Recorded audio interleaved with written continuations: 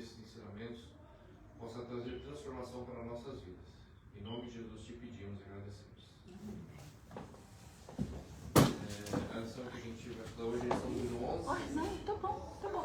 Obrigada. O título é Barnabé, um líder desprendido e solidário. O texto está em Atos, capítulo 11, do versículo 19 ao 26. Vamos fazer essa leitura aqui. A gente faz alternadamente, cada um lê um versículo. Eu vou começar. Diz assim o texto: E os que foram dispersados pela perseguição que sucedeu por causa de Estevão caminharam até a Fenícia, Chipre e Antioquia, não anunciando a ninguém a palavra senão somente aos judeus. E havia entre eles alguns varões de Chipre e de Cirene, os quais, entrando em Antioquia, falaram aos gregos, anunciando o Senhor Jesus. E a mão do Senhor era com eles, e grande número creu e se converteu ao Senhor. E chegou a fama destas coisas aos ouvidos da igreja que estava em Jerusalém, e enviaram Barnabé até Antioquia. O qual, quando chegou e viu a graça de Deus, se alegrou e exortou a todos a que com firmeza de coração permanecessem no Senhor. Porque era homem de bem e cheio do Espírito Santo e de fé, e muita gente se uniu ao Senhor. E partiu Barnabé para Tarso a buscar Saulo, e achando-o, conduziu para Antioquia. E sucedeu que todos um ano se reuniram naquela igreja e ensinaram muita gente. Em Antioquia foram os discípulos pela primeira vez chamados cristãos. Então a gente vai estudar hoje sobre Barnabé. Barnabé é um líder desprendido e solidário. E Barnabé, se fala muito sobre Barnabé, né? E eu queria ler com vocês alguns textos que se referem a Barnabé na Bíblia, para a gente poder saber exatamente de quem a gente está falando. Né? Barnabé, a gente pensa exatamente essa pessoa aqui que foi enviado para poder falar com os irmãos de Antioquia, os gentios que se converteram, Barnabé que brigou com Paulo, e normalmente é isso que os textos que nos vem à mente quando a gente fala em Barnabé. E eu queria ler com os irmãos alguns versículos para poder a gente ver quem era Barnabé. Né? Ele é a referência da nossa lição de hoje. O primeiro texto está em Atos, capítulo 4, versículo 36. Eu quero que vocês abram a Bíblia em Atos, a partir do capítulo 4, a gente vai ler alguns versículos. 4 e 36. Você consegue enxergar, gente? José, a quem os apóstolos deram o sobrenome de Barnabé, que quer dizer filho de exortação, levita natural de Chipre. Esse texto aqui fala que José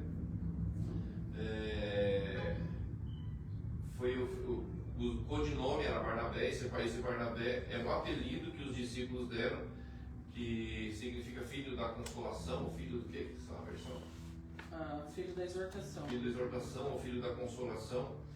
E ele era natural de Chipre. A Bíblia menciona que ele foi a primeira pessoa, se teve outro, a gente não sabe, mas ele foi a primeira pessoa mencionada a que vendeu uma propriedade e ele deu lá, trouxe o dinheiro aos pés dos apóstolos, né? Aí depois dele a gente vê que teve Ananias e Safira que fizeram a mesma coisa, só que fizeram com engano.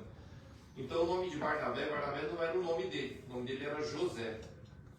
Barnabé era um cognome, que ele, como fala aqui, cognominado Barnabé, né, que significa filho da consolação, porque esse nome tinha muito a ver com a pessoa de Barnabé. Eles colocaram esse apelido dele que foi dado pelos apóstolos. O segundo texto, em Atos, capítulo 9, versículo 27. Atos 9, 27.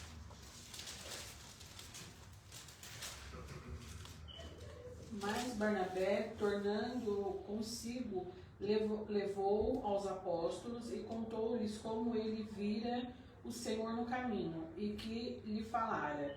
e como em Damasco pregara ousadamente em nome de Jesus. Aqui fala que Barnabé ele pegou a Saulo, né? Porque Saulo ele estava perseguindo a igreja e ele teve a conversão dele no caminho de Damasco. E aí quando ele se converteu, ele pregou lá em Damasco, saiu fugido de Damasco, foi para Jerusalém. E quando ele chegou em Jerusalém, os discípulos tinham medo de Paulo, porque não sabiam se ele realmente tinha se convertido ou não. E eles tinham medo de que ele sabe dessa aproximação. Não sabia se era uma tática que ele estava usando para poder querer se infiltrar no centro da igreja e acabar com a igreja a partir dos cabeças, né? E aí Barnabé, ele ouviu o testemunho de Paulo, mas aí como no texto que a gente leu, fala que Barnabé ele era um homem de bem e ele era cheio do Espírito Santo e de fé. E Barnabé, ele viu que ele reconheceu, né, que o testemunho de Paulo era verdadeiro e ele o apresentou aos apóstolos que estavam em Jerusalém. E aí fala que a gente continua lendo o texto, vai falar que Paulo pregou em Jerusalém, ele se confrontou lá com os líderes e ele teve que sair fugindo também de Jerusalém. Mas ele foi apresentado aos apóstolos por Barnabé. Né? Foi Barnabé quem o apresentou nesse texto que a gente leu. Barnabé era levita, natural de Chipre, né? Natural de Chipre, em Atos 11, 22 e 11, 24.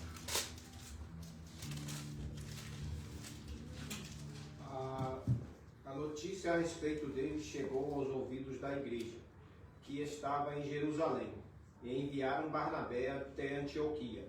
Tendo ele chegado e vendo a graça de Deus, alegrou-se e exortava a todos a que, com firmeza de coração, permanecessem no Senhor, porque era homem bom, cheio do Espírito Santo e de fé, e muita gente se uniu ao Senhor. Isso. Isso aqui faz parte do texto da leitura em classe que a gente lê hoje, mas aqui foi quando a igreja de Jerusalém ouviu que em Antioquia muitos sabiam se convertiam, né? E eles enviaram Barnabé até Antioquia para que Barnabé fosse ali ver o que estava acontecendo, e ele viu, quando chegou ele ficou maravilhado, e ele exortou o povo a que ficassem, a que eles permanecessem na fé, né? E esse texto fala que ele era um homem de bem e cheio do Espírito Santo.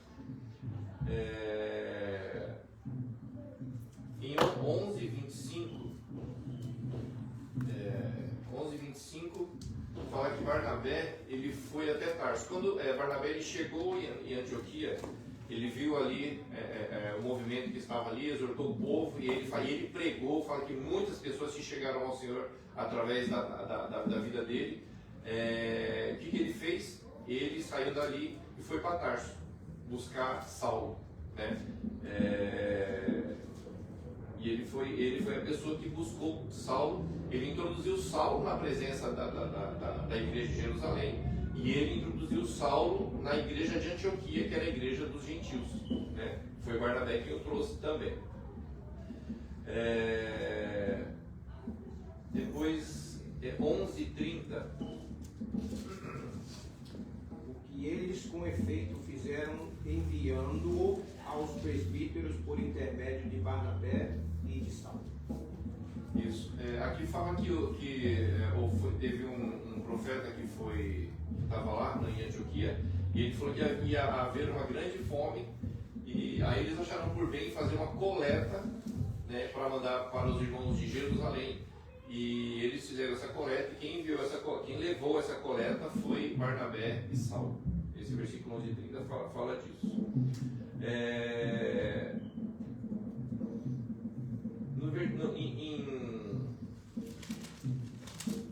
Em 12:25 fala que Barnabé subiu Paulo e Barnabé de Antioquia para Jerusalém. Eles já foram com João Marcos, né? Eles quando subiram para Jerusalém, João Marcos já foi com ele.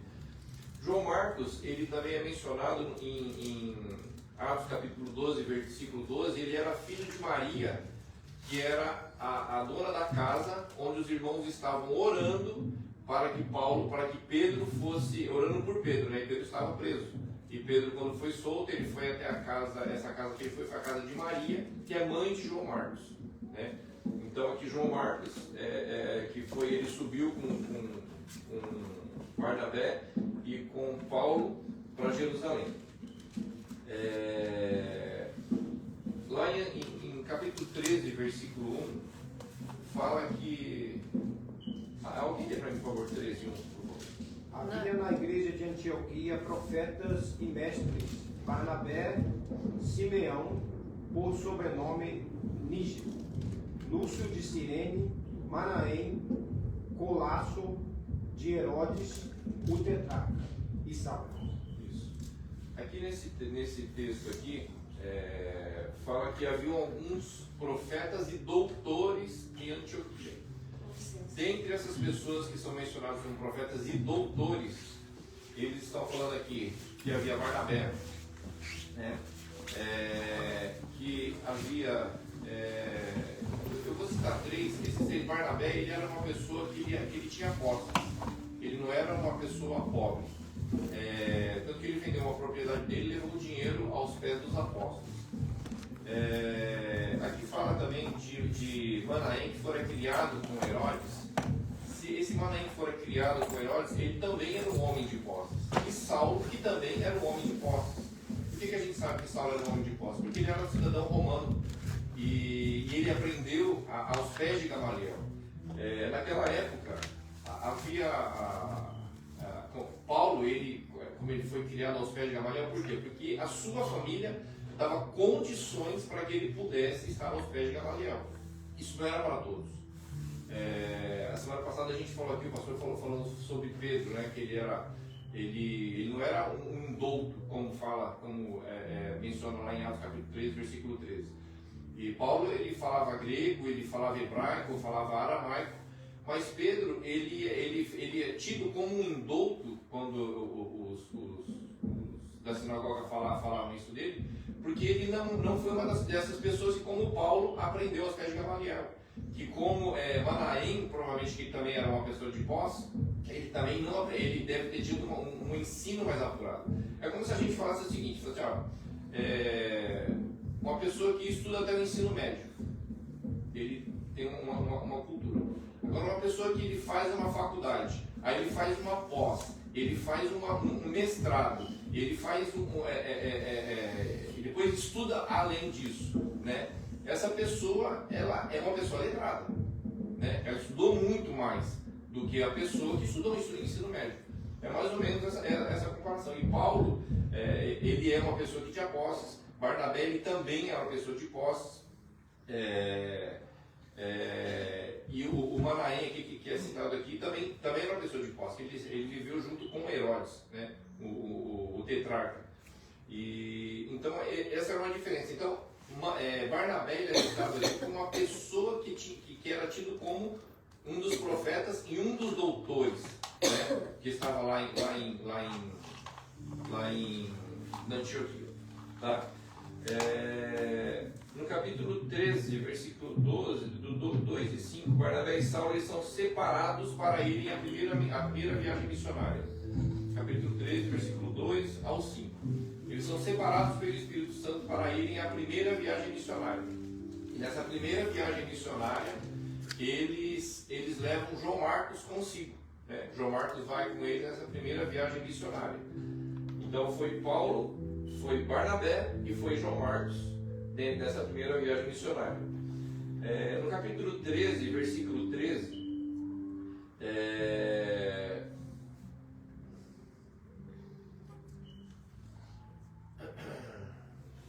no capítulo 13, versículo 13, quando eles chegaram em Perge, na Panfilha, João Marcos, ele era ainda, provavelmente ele era um rapaz, ele era um moço novo, e aí ele não quis mais continuar na viagem deles. João Marcos voltou para Jerusalém, né? E a gente vai ver depois a confusão que vai dar por causa disso.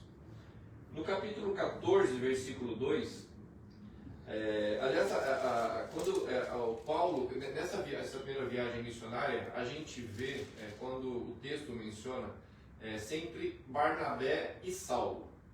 Nesse início, até o encontro deles no capítulo 14, eles é sempre anunciado Barnabé e Saulo. Por quê? Porque Barnabé ele era autoridade maior do que Paulo. Barnabé ele era a pessoa que foi para Antioquia enviado por Jerusalém. Ele era tido como um dos mestres, um dos doutores, e é mencionado sempre Barnabé e Saulo. Barnabé e Saulo. Por quê? Porque ele era tido como quem estava à frente do trabalho.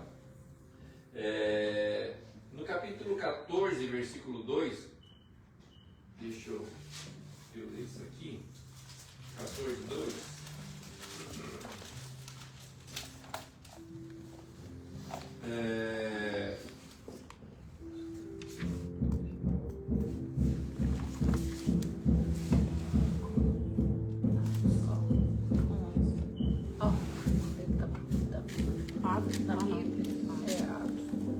Atos 9 começou. 14 e 12. E chamavam Júpiter a Barnabé e Mercúrio a Paulo, porque este era o que falava. Na cultura romana, Júpiter ele era o... Ai meu Deus, que era o Deus, o Zeus, ele era o Zeus, que era o pai dos deuses lá, né? E Mercúrio ele era Hermes, que era o que falava, porque ele falava. Então eles consideravam o Barnabé quem estava à frente, apesar de Paulo era a pessoa que falava, foi ele quem falou lá para o mago Elimas, ele ficou cego, né? Foi Paulo que fez isso, mas apesar disso eles viam que a presença de Barnabé era a presença de autoridade, né? Eles reconheciam isso. No capítulo 14, versículo 19, eles apedrejaram a Paulo, né? E eles tinham ele como morto. No capítulo 15, versículo 2, fala que Paulo e Barnabé, após a primeira viagem, eles voltaram para Antioquia, e aí chegando lá, eles tiveram lá uma coisa que haviam, os judeus, a mensagem era pregada quase que para os judeus. Antioquia, eles começaram a pregar para os gentios. Mas aí os judeus se converteram e falaram que os gentios eles tinham que se circuncidar, eles tinham que seguir os ritos judaicos. E aí ficou aquela confusão, e aí Paulo e Barnabé, eles subiram a Jerusalém para poder falar com os apóstolos a respeito do que estava acontecendo, né? E no capítulo 15 aqui, eles subiram, e aí eles tiveram orientação lá de Pedro, né? Pedro, ele testifica, fala, vocês sabem que eu fui a primeira pessoa a pregar para os gentios, e não acho que a gente deva imputar a eles um fardo que nem os nossos pais, nem nós conseguimos carregar. A gente não tem que repassar isso para os gentios. Então eu só falo para eles se abster da prostituição, de adoração de ídolos. Ele cita lá quatro coisas, ele faz uma carta, e essa carta é enviada para a igreja lá de Antioquia, né? Mas quem subiu para Jerusalém para poder falar com os apóstolos foi Paulo e Barnabé, no capítulo 15.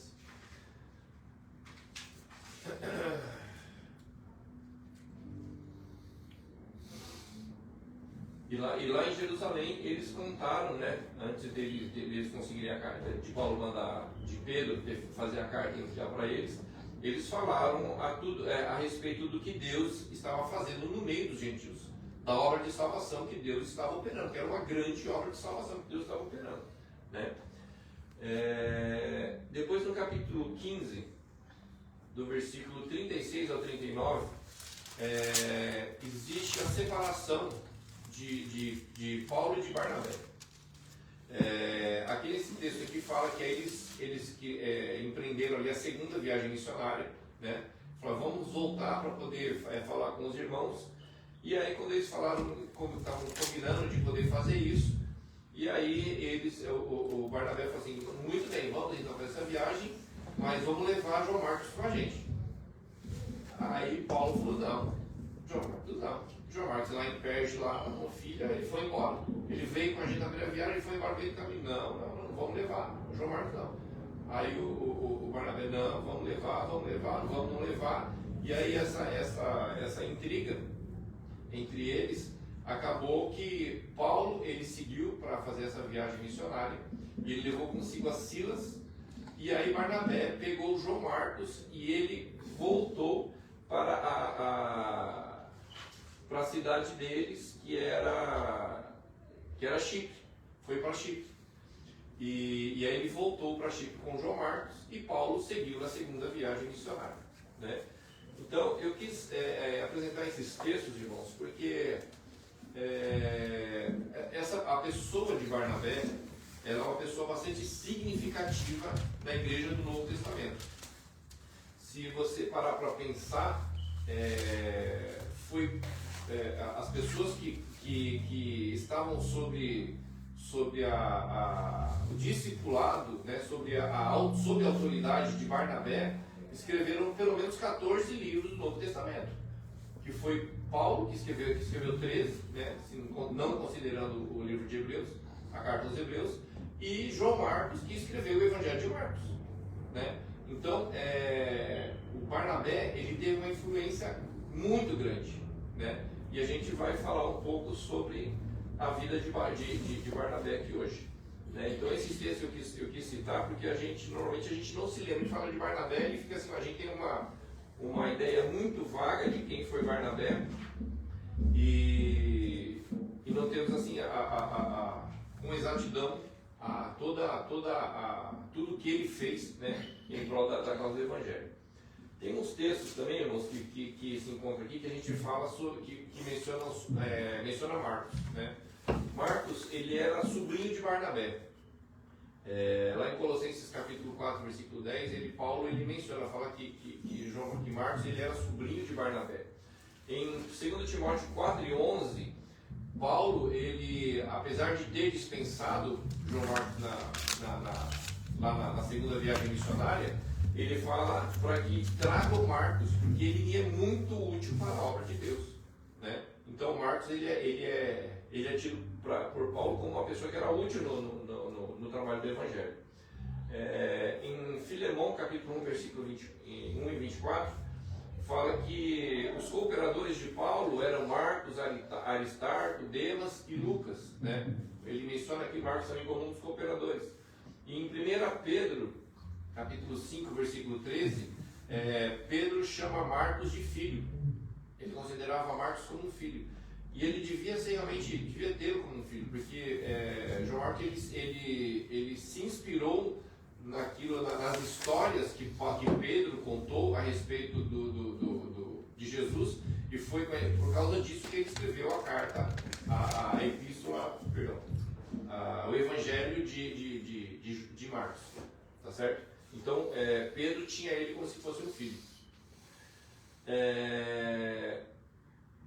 A gente vê, irmãos, que Barnabé, ele é uma pessoa que ele tinha credibilidade junto à igreja de Jerusalém, né?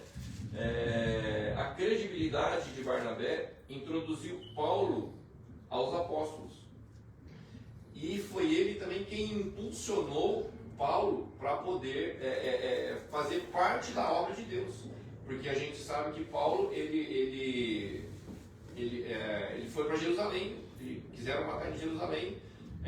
Depois ele começou a pregar de Jerusalém, ele pregou em Damasco primeiramente, foi ameaçado de morte, ele foi para Jerusalém quiseram matá-lo, ele teve que descer pelos muros de Jerusalém para não ser morto, e aí ele foi para a terra dele, foi para Tarso, e ele estando lá em Tarso, ele foi buscado por Barnabé. Barnabé foi quem o buscou para poder o introduzir no meio da igreja que já estava em andamento lá em Antioquia, né? E o texto bíblico fala que eles foram, Barnabé foi lá, buscou Paulo, e eles ensinaram a igreja pelo menos um ano lá em Antioquia, antes que eles saíssem para a viagem missionária.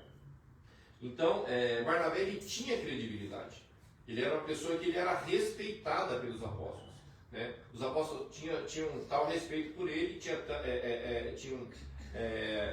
ele gozava de tal credibilidade que os apóstolos enviaram ele para Antioquia, né, para ele poder ver lá como é que estava a igreja de Antioquia. Então, o Barnabé, ele era uma pessoa que ele tinha credibilidade junto aos apóstolos. E o Barnabé, ele era uma pessoa crente. Ele era um crente cheio do Espírito Santo. E Barnabé, ele tinha o discernimento de Espírito. Quando Paulo chegou para ele, porque quando Paulo foi introduzido aos discípulos em Jerusalém, antes ele esteve com Barnabé, foi Barnabé quem o introduziu, e com certeza ele contou a história dele para Barnabé, e Barnabé tinha o discernimento de Espírito de saber que aquilo que ele estava contando não era uma lorota. Ele teve um discernimento de Espírito para poder saber que aquela história era uma história verdade, era real, era verdadeira e era verídica. Né? Por quê? Porque ele era uma pessoa crente, cheio de Espírito Santo. Isso uma vez o meu pastor lá em São Paulo, ele falou o seguinte: olha, eu tenho orado a Deus, eu oro a Deus para que Deus me dê discernimento de Espírito, porque a gente recebe muita gente na igreja, né? E às vezes você não sabe se a história daquela pessoa é verdadeira, se é mentira, você não sabe se a pessoa está falando a verdade, se ela está ali só querendo tirar proveito da igreja. E uma vez ele falou para mim, ele falou assim: olha, eu peço a Deus que Deus me dê discernimento de Espírito, para eu poder saber lidar com as pessoas, o que as pessoas estão falando, saber se é verdade ou não, né? E isso a gente, isso é uma questão muito grande dos pastores de igreja precisa ter, né, pastor? Eu tenho um livro, pastor J.R. Adams, sobre aconselhamento pastoral. Ele é muito prático, né? Muito experiente nisso aí, escreveu um livro maravilhoso. E ele, logo assim no primeiro capítulo, ele fala: se alguém pedir aconselhamento pastoral, peça para repetir a mesma história nos 3 primeiros encontros. Peça para repetir a história 3 vezes. Me conta o que aconteceu. Aí no segundo encontro, me conta o que aconteceu, porque ele falou que todo mundo mente nos 2 primeiros. No terceiro e 4 vai ser a verdade. As pessoas ocultam, sai para lá, aí no próximo encontro repita, porque ele vai conferindo a anterior com aquela. Então que sempre na terceira, quarta vez aí as pessoas abrem mesmo e começam a contar tudo que está acontecendo. E essa questão, Barnabé tentou introduzir Paulo, né? Para mim, Rossi, opinião minha, a Bíblia não explica, a gente faz aquela hermenêutica através do contexto que tem tudo. Quando for levar a oferta para a igreja de Jerusalém, eu acho que Barnabé falou: deixa o papel de Paulo vir comigo, porque Barnabé queria que a igreja aceitasse Paulo em Jerusalém. Perseguiu, gente. Sabe o que é você estar ali na igreja, daqui a pouco o cara sobe no púlpito, o cara que matou teu marido, matou teu filho, matou tua filha, matou tua esposa, e agora está na frente pregando? É difícil. Por isso que Barnabé depois ele leva Paulo para Antioquia, porque a porta se fechou para ele em Jerusalém. Havia uma resistência. Lá em Jerusalém que Paulo é ordenado ao pastorado e enviado como missionário. Porque em Jerusalém, em Jerusalém tem resistência dos discípulos, né? Tinha uma resistência da classe sacerdotal que estava em Jerusalém. Os próprios membros, né? Eu já ouvi esse pastor me falar sobre esses casos assim. E o cara do tráfico matar o filho da mulher que é crente, o traficante que matou o filho da mulher entra na igreja e aceita Jesus. E agora? Meu filho está no inferno por causa de você e você vai para o céu. E agora? Como é que você lida com essas coisas? Aí a moça chegou: olha, para não atrapalhar a vida dele. Para não atrapalhar a vida dele, eu estou sendo para a igreja para seguir o Senhor, porque eu não consigo olhar para a cara dele. Porque toda vez que eu olho, eu me lembro dele ter matado meu filho. Eu sei que ele matou meu filho. Por isso que tem que estar preparado para morrer, né? Não, mas é uma situação bem difícil, bem complicada. Eles não aceitaram lá atrás e hoje também ninguém aceita ver um negócio desse. Mas ele foi regenerado, ele foi salvo. E os crentes têm que aceitar. Agora, quem não é crente não vai aceitar. Eu não digo que você não é crente, mas acontece que, poxa, meu filho está no inferno por causa de você. E você aceitou Jesus está aqui. Então a pessoa entra numa confusão e às vezes falta essa maturidade. E eu gostei da atitude dela. Eu vou para outra igreja para não atrapalhar ele. Na verdade, o filho morreu porque foi uma escolha dele. De Claro. né? Mas o cara que matou se converteu. Então. E agora? E meu filho, que era crente, o filho não quis saber do evangelho. Então a questão toda, o rapaz não tem culpa de ter matado. Porque matou, porque ele fez bobagem no tráfico. E ele é o rapaz que foi designado do traficante para matar o menino. Ele era filho de crente. O Evangelho apresenta isso. Esse é o Evangelho. Não, eu entendo a questão da mulher, ela vai lá, tá bom, beleza. É muito fácil a gente falar estando de fora. Isso aí. Viver a situação. Meu Deus. Aí que vai mostrar realmente o crente que você é. Jesus. Mas esse é o Evangelho. Ela foi bem no seu sentido. Ou não, ele tem que Foi o cara de Paulo. Porque a igreja não aceitava Paulo. A igreja não gostava de Paulo. Paulo tinha tanto que Barnabé levou, pegou Paulo, vamos para Antioquia. Que aqui, essa porta Eram gentios, né? ela era uma misto, né? Metade gentil e metade judaica, que presidia a igreja. Mas esse discernimento de espírito, os pastores precisam ter muito. Sim, né? sim. Esse negócio de convidar pessoas para poder. Eu lembro que o pastor Gelson ele tem muita resistência em trazer pessoas para poder pregar na igreja, por conta disso. Né? Porque é muito complicado você trazer uma pessoa e a pessoa começar a falar e influenciar a igreja e essa pessoa de repente nem crente não é. Tão somente isso, eu Gilberto, mas né, eu atrapalhar. Uma das coisas que a gente não gosta, eu nunca também gostei, e a gente conversava sempre com o pastor Gelson sobre isso, é levar a pessoa para dar testemunho da sua vida no mundo e como se converteu. Eu não gosto. Olha, eu fui bandido, fui do mal. Hoje tem Jesus e vou continuar. Mulheres, eu era prostituta. Aí tu olha para a cara do marido e olha para a mulher, cara, certas coisas oculta, esconde, né? Igual uma vez a mulher estava na igreja lá, irmão, um cara dá uma piscada para mim, sorriso, e eu falava onde é que é. E o marido dentro do culto. Mas ele me salvou, me libertou, para muito usada por Deus. Mas eu falei, meu Deus do céu, mas tem que ter uma orientação para não lembrar esse passado. Não há necessidade para envergonhar o marido, os filhos. E é mesmo, né? Isso é Então, teve uma aluna minha que ela era prostituta, ela era passista de escola de samba. Então, não andava só de salto alto na aula, ela só ia de salto alto, que era passista.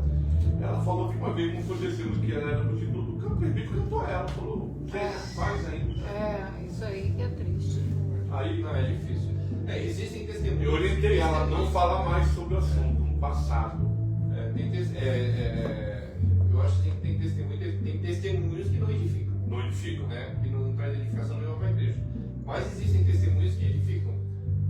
Outro dia eu ouvi o testemunho de um rapaz que ele pertencia ao tráfico. Ele falou assim: eu não gosto da meu testemunho, eu não gosto de falar do meu passado. Hoje ele é um teólogo lá em São Paulo, muito bem credibilizado, mas ele falou assim: eu não gosto de falar. E Jesus, ele estava no meio do tráfico, no meio do tráfico. E aí um irmão chegou para ele e falou assim: o Senhor vai te tirar. Aí os amigos da revolta eram filho de crente. Ele falou, gente, 80% das pessoas que estão no tráfico são filhos de crente, estiveram na igreja, cantaram na igreja, pregaram na igreja e estão no tráfico. E aí ele conta que como o Senhor tirou ele de lá. Mas ele falou assim: eu não gosto de contar essa história porque eu estou falando hoje porque o Senhor pediu que o pastor levou ele lá para poder testemunhar, porque de repente alguém que ouve o meu testemunho vá se edificar e vai se converter. Mas eu não gosto de contar. Né? E tem pessoas que gostam de contar, né? Eles gostam de contar a miséria, eles gostam de contar o trem como que era, como que não era. E às vezes Detalhes que é ruim. Eu era Né? do jovem da igreja, aí um rapaz era ex-homossexual, aí ele veio falar para me procurar: pastor, tem um rapaz aqui insistindo que eu devo testemunho que eu era homossexual. Eu falei: você não faça isso. Se você quiser fazer, nós vamos trabalhar seu testemunho. Eu vou trabalhar o seu discurso. Mas se você não quiser, você não é obrigado a testemunhar. Ele falou, eu não quero lembrar o meu passado. Ele tinha uma mulher mesmo, ele era eles bem pesadão. Eu falei, então você não vai falar. Aí bati, defendi o cara, tive uma reunião lá, não vai falar não, ninguém vai obrigar o cara a falar não. Até tem maneiras, né? Se a pessoa tem muita necessidade de falar, tu pode falar que Deus te tirou de um lugar que não quero comentar, que Deus é maravilhoso, que Deus fez grandes coisas na minha vida, que eu era do mundo, mas não precisa falar Paulo mesmo detalhes. tinha vergonha, gente. Paulo tinha vergonha quando ele falou perseguir a igreja. Paulo carregava esse peso com ele. Esse fato de Barnabé ele ter esse discernimento do Espírito e ele ser uma pessoa espiritual, irmãos, essa é a diferença da igreja. A igreja ela é diferente de qualquer outra religião do mundo porque ela tem o Espírito Santo. Né? O Espírito Santo ele que traz discernimento, ele que traz a salvação. Ele abre os nossos olhos, ele renova o nosso entendimento. É por isso que a igreja ela não é uma. Eu costumo falar que a igreja não é uma religião. A igreja é a religião. Porque a religião, o termo religar, significa religar Deus, o homem a Deus. E a igreja é a única instituição na terra que tem essa função, que faz isso. Outra religião não faz. Né? Então a igreja ela se distingue de toda qualquer religião do mundo. Por que disso? Por causa disso. Porque ela tem o Espírito Santo de Deus. Que a igreja tem o Espírito Santo de Deus. Né? E não estou falando aqui de simplesmente você ter conhecimento, é você ter o Espírito Santo de Deus. É você chegar na casa de uma pessoa que mora lá numa tapera, lá no interior, e aquela que chega, quando você chega, entra naquela casinha simples, você sente paz. Por quê? Porque ali tem o Espírito Santo de Deus. E esse Espírito Santo de Deus, ele está conosco. Conosco que somos a igreja. E Barnabé, ele tinha o Espírito Santo bem presente na vida dele. Né? Os atos de Barnabé, a gente vê a presença do Espírito Santo. E Barnabé, ele era uma pessoa que ele era sensível a outro. Barnabé, ele, pelos textos que a gente vê na Bíblia, ele era assim, uma pessoa bem diferente de Paulo. Né? A gente vê exatamente quando ele recusou a levar João Marcos e Barnabé queria levar, ele não queria levar. A gente vê ali que eles eram pessoas bastante diferentes, né? Barnabé de repente poderia ter chegado para Paulo e falado, Paulo, vamos levar o João Marcos sim, porque a gente dá uma segunda chance para ele, da mesma forma que você teve uma segunda chance. Eu fui lá, te busquei lá no fim do mundo, na sua terra, quando você estava escondido, né? Eu te trouxe aqui porque para te dar uma segunda chance. Então vamos fazer isso com o João Marcos também. Mas ele não fez isso. Ele falou, não, você não quer levar? Tá bom, você não leva ele, você vai na viagem e eu vou com o João Marcos para Chipre. Que ele queria orientar o João Marcos. O João Marcos foi orientado por ele. Então ele tinha, eram características diferentes, né, na forma dele de ver o mundo, a natureza, eram naturezas diferentes, e a gente vê que Deus ele usa cada um de acordo com a sua natureza. Né? Tem gente que tem a natureza mais difícil, mas Deus ele usa a pessoa daquela natureza. Ele transforma, a gente vê que Paulo era daquele jeito, mas depois ele reconheceu que João Marcos ele era necessário para o ministério dele, ele reconheceu. Né? Ele foi duro uma vez, mas o Espírito Santo foi amolecendo, e assim que o Espírito Santo faz. É interessante, Heriberto, que Barnabé, aquele cara que de antemão a capacidade de liderança cristiana do cara. Paulo só via através depois de qualidades, exercendo profecia, como Timóteo. Então vou aproveitar esse rapaz aqui. E essa olhar de Timóteo, Barnabé, nós temos que aprender, né? Essa discussão de Barnabé e Paulo, onde é que foi? Fala do de Marcos? Marcos, que eu estava lendo aqui em Atos 15. Lucas fala que não foi pouca, não, foi bate-boca feia. Mas isso foi por causa de Marcos. Tem outro aqui, um bate-boca, mas a controvérsia sobre a circuncisão, que eles queriam trazer a circuncisão para dentro da igreja. Mas não foi eles dois. Foram os judeus. feia, Daniel. Se bateu boca entre a foi feia a briga lá para quem é dentro do maior. Na ceia, viu? Tem o Páscoa de Jesus. Eles brigando entre eles, quem ia ser. Essa briga aconteceu que eles estavam judeus, que tinham se Vou convertido. falar que foi ali que surgiu a CGNB. Judeus que haviam se convertido, eles achavam e que gentios. os gentios eles tinham que se circuncidar também. Eles tinham que fazer os ritos judaicos. Teve uma briga. Aí eles brigaram, discutiram. E aí Paulo e Barnabé subiram para Jerusalém para poder tomar conselho dos apóstolos, para saber o que fazer. E aí foi como aquilo que eu falei, que Pedro ele falou lá nesse concílio, mandou por escrito e levou a carta para os irmãos se alegraram quando eles leram a carta, mas foi por causa disso. Agora, a briga deles foi capítulo 15, do versículo 36 ao 39.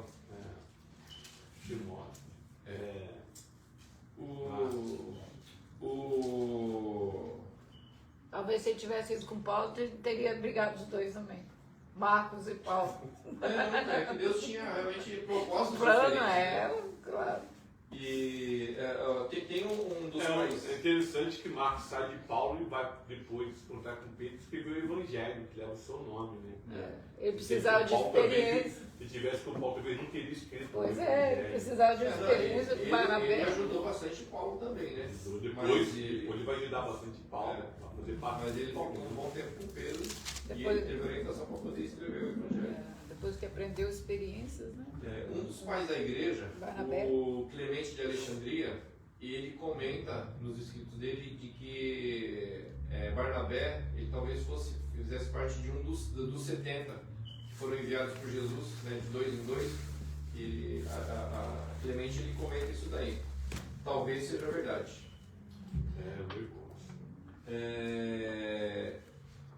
Então Barnabé, a gente vê que Barnabé, ele doou uma das suas propriedades para a igreja.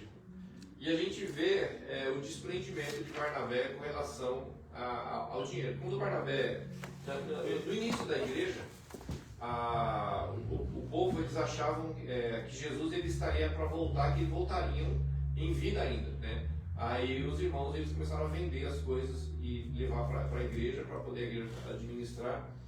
E Barnabé ele foi uma dessas pessoas que doou a sua propriedade. Ele não doou tudo, né? Então Barnabé doou tudo. Doou tudo? Barnabé doou tudo. Quem não doou tudo foi a Ananias e Safira, né? Morreu e ficou. Eu creio que ele doou tudo. Eu creio que ele não tinha só aquela propriedade. Eu acho que ele tinha outras propriedades e... É engraçado, ele é um levita rico, né? Ele era um levita rico. Ele é um levita rico. E agora Ananias e Safira não, né? Eles deram, e aí falaram que deram tudo e não tinha dado tudo. E essa lição a gente tem, a gente vê que para que o Espírito Santo dizendo no comecinho da igreja, ele falou assim, olha, a igreja não é bagunçada. Tá pensando que o negócio que é de qualquer jeito? Não O minta pro negócio na Espírito igreja não é de Santo. qualquer jeito. A igreja tem dono. Tem dono, e é o Espírito Santo de Deus. Então não vem aqui falar besteira, falar baboseira, mentir, porque aqui tem o Espírito Santo de Deus, que é o dono da igreja. Deus estabeleceu o culto para ir, né? E tem pessoas que querem fazer o culto da maneira delas. Eu costumo falar que, bom, aquilo que eu até citei semana passada de Saul, né? Saul ele achava que o negócio podia ser assim de qualquer jeito, né? Eu mesmo vou fazer o sacrifício, mandou matar, mas não precisa, não. Sou o rei. Tem um gente que é assim, mas não, precisa fazer, não. Não é desse jeito. Nada a ver, tá vendo um jeitinho do inferno. Meu Deus, brincadeira. abalde. Mas Barnabé, a gente vê que ele era desprendido, ele doou essa oferta para a igreja da sua propriedade e a gente vê, irmãos, hoje uma dificuldade, assim, parece que existe uma dificuldade em se ofertar, né? Até quando foi terça-feira na aula de teologia, a pastora Elisângela estava falando que diz que os irmãos lá na África, eles faziam um momento ofertório. Aí diz que vinha aquela fila de irmãos trazendo as ofertas dele, não necessariamente dinheiro, né? Porque o pessoal vem das tribos, não sei o quê, e eles vinham tudo dançando, né? Celebrando ao Senhor, trazendo a oferta altar. E hoje tem assim uma dificuldade de se ofertar, de se dizimar, né? A Bíblia fala que tem que fazer isso. A gente pode você pensar, não, mas isso daqui tem gente aí falando que tem gente falando que não é necessário. Tem gente falando que não tem inferno também. Tem gente falando que a gente vai morrer e não vai prestar conta para ninguém. E todo mundo que fala que precisa ofertar, nenhum deles tem igreja, pastor de igreja, nenhum deles pastor de igreja. Não, então, tem essa resistência. E assim, eu vejo o seguinte, da mesma forma que a irmã ela saiu da igreja na casa do pastor, eu acho que se você está numa igreja, né, que essa igreja ela não vê que o dinheiro da obra do Senhor é usado em prol da obra, ou se você sabe que o pastor, ele, igual tem um camarada lá no Brasil, lá no Paraná, que quis comprar um apartamento de 3 milhões de reais. O cara não trabalha, ele é pastor de igreja. Vai comprar o dinheiro num apartamento de 3 milhões de reais com dinheiro de quem? Da igreja. Então, se você vê que assim, abuso, sai dessa igreja e vai para outra igreja. Sai dessa igreja e vai para outra igreja. Vai servir a Deus numa igreja que seja séria, que você vê que os pastores são sérios, onde existe um compromisso com a palavra de Deus. Mas não deixa de fazer, não. Não deixa de fazer. Porque a obra do Senhor, ela precisa disso. A obra do Senhor não é enriquecer pastores. A obra do Senhor é ajudar a igreja a ter o dinheiro para a manutenção da igreja, né? Se possível, para poder ajudar quem precisa.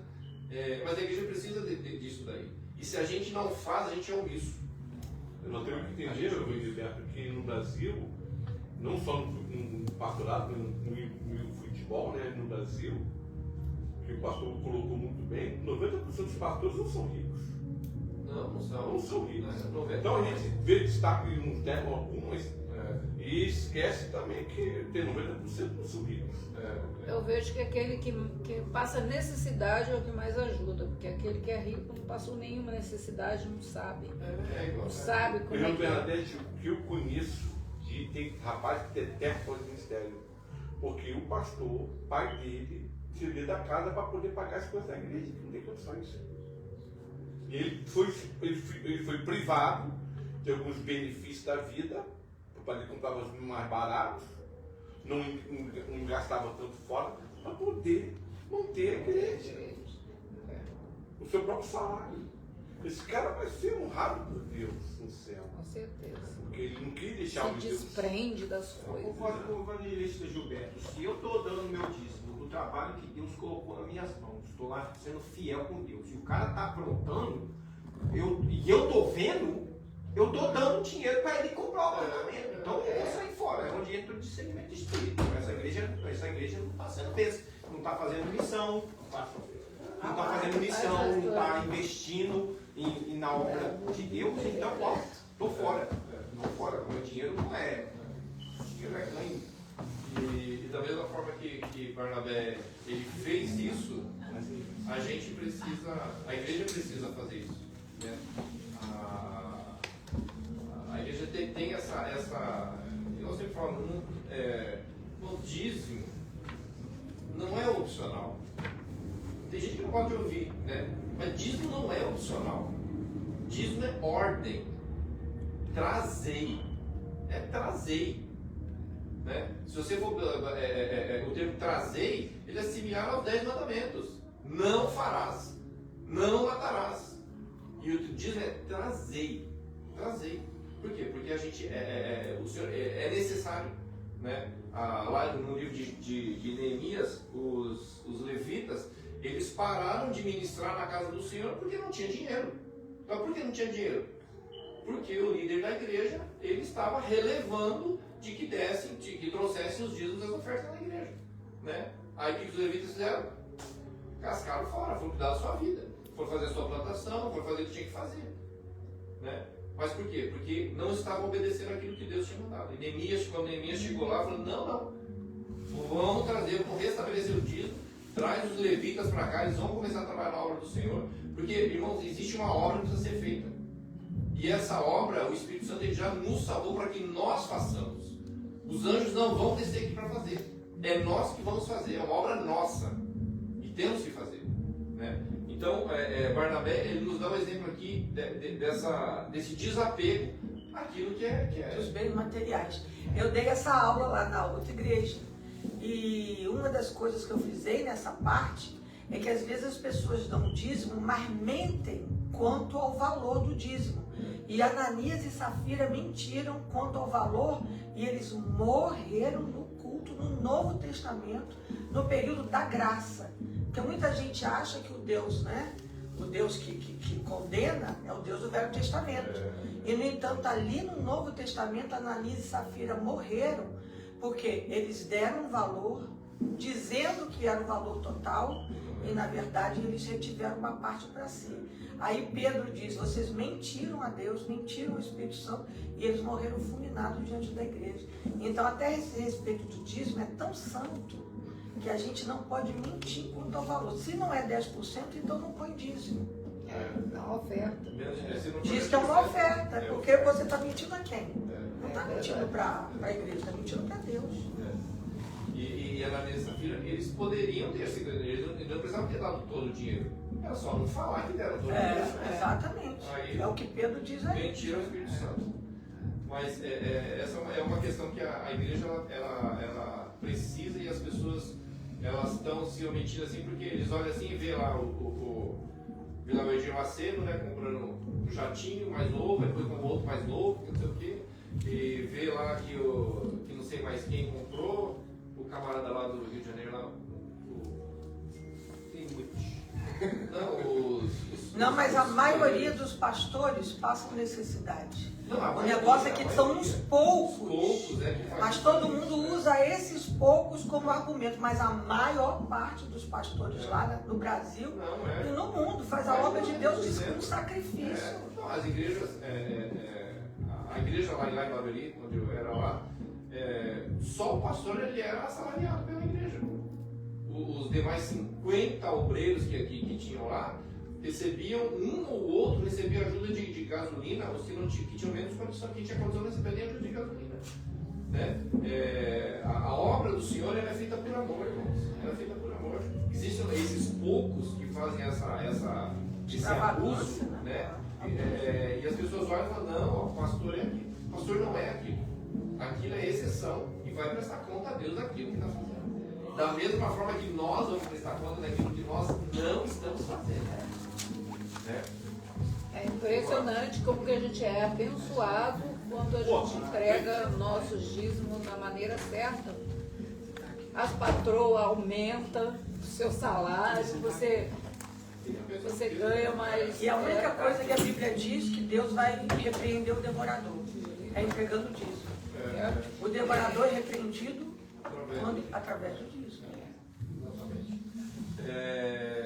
Uma outra coisa que eu queria comentar aqui, deixa eu até acabar já. Barnabé, ele não era preso a títulos. Barnabé, ele estava lá como uma pessoa que era tido